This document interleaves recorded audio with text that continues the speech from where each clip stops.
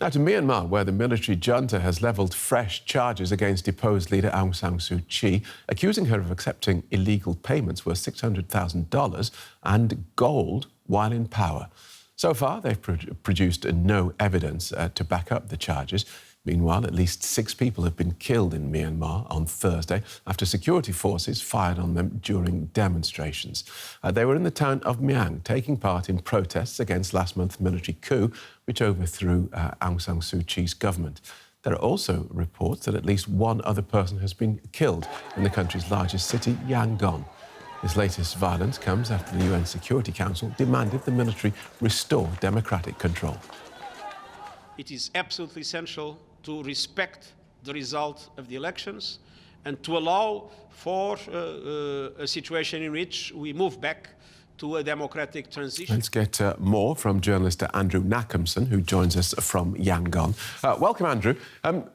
Let's start with those deaths in Myanmar, in Myaing and Yangon that followed just hours after Antonio Guterres made that speech. Yeah, well, so we've heard that there have been protests in Myaing plenty of times since the coup. This is the first time that we know of that they've opened fire with deadly force. There's obviously been other deaths in Yangon before, but it all feels kind of random, like the junta just on some days tells security forces that they can go out and kill people, and I guess the intention is to give all protesters the impression that any day they go out, they could be killed.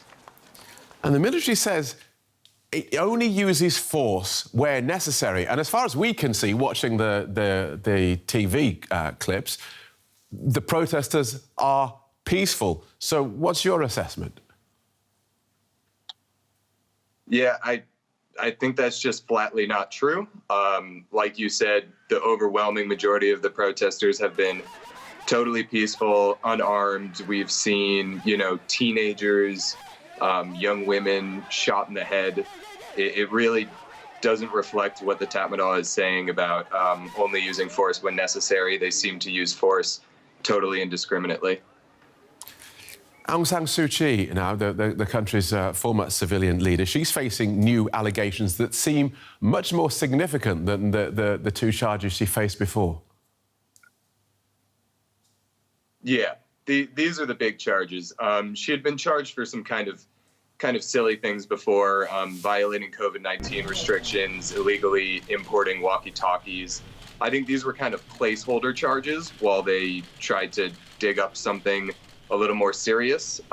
Corruption charges have seen people sentenced to prison for as long as 30 years. So I think these are the charges that they're really hoping are going to permanently sideline Aung San Suu Kyi from politics.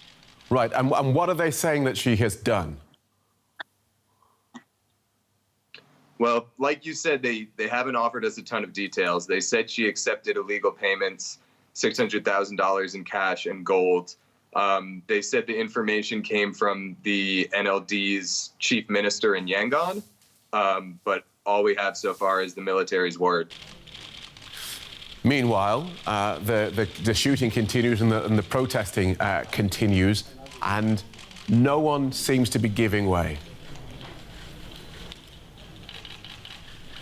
Yeah, I mean, the Tatmadaw seems to really be digging their heels in. They haven't responded very well to any suggestions for diplomacy or dialogue, and I think the NLD side kind of feels like they shouldn't have to negotiate or make any concessions because they won an election in an overwhelming landslide. So under what normal circumstances would the winning party have to make any concessions? So both sides seem quite far apart. All right, thanks for joining us, Andrew Nackhamson in Yangon.